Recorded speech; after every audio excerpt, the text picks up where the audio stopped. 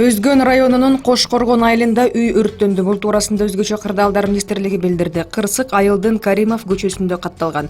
Анын кесепетинен жыгач устундуу темир жабылган үйдүн 35 чарчы метр чатыры жана 2 тонна көмүр күйүп кеткен. Райондун Жылалды айылында 2 кабаттуу сарайдын 75 чарчы метр чатыры жана 100 түк чөп өрттөнгөн. Учурда бул кырсыктардын себептери такталууда.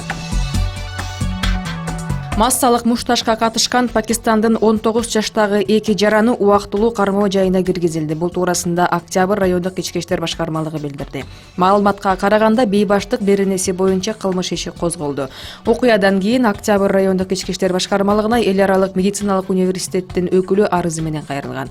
Ал мушташ маалында окуу жайдын мүлкүн талкалагандарга карата чара көрүүнү суранган. Факты кылмыштардын жана жоруктардын бирдиктүү реестрине каттоого алынган. Сотко чейинки өндүрүш башталды. Эске сала кетсек, эл аралык медициналык университетинде студенттердин массалык мушташы болгон.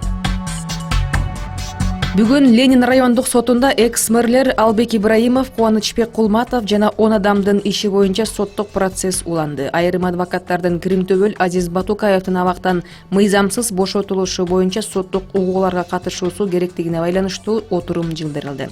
Кийинки соттук угуу 18 октябрга белгиленди. Эске сала кетсек, мурунку мэрлер Кулматов, Ибраимов жана алар менен биргеликте Бишкек мэриясынын капиталдык курулуш боюнча коомдук мамлекеттик башкармалыгынын мурунку жетекчиси жана алар менен кылмыштык сүйлөшүүгө барган жеке компаниялардын жетекчилери коррупция боюнча айыпталууда.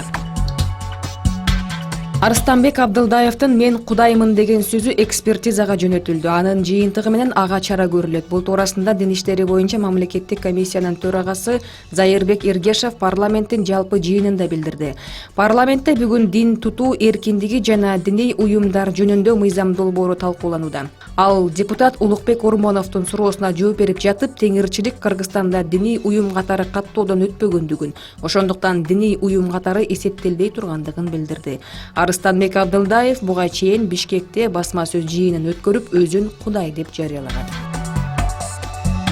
Үйлөрдү, батирлерди кыдырып, динди жайылтууга тыюу салган мыйзам долбоору иштелип жатат. Ал жакынкы жарым жылдыкта парламентке сунушталат. Бул тууралуу Дин иштери боюнча мамлекеттик комиссиясынын төрагасы Зайырбек Эргешев билдирди.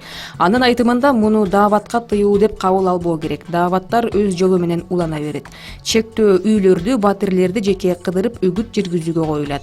Ар кандай диний агымдардын үгүт насаат жүргүзүү боюнча психологиялык жана башка багыттар менен бир динден экинчи динге өткөрүүгө тыюу салуу жагы дагы мыйзам долбоорунда каралган деп билдирди Эргешев. Белгилей кетсек, Кыргызстанда азыр диний уюмдардын саны 3300гө чамалайт.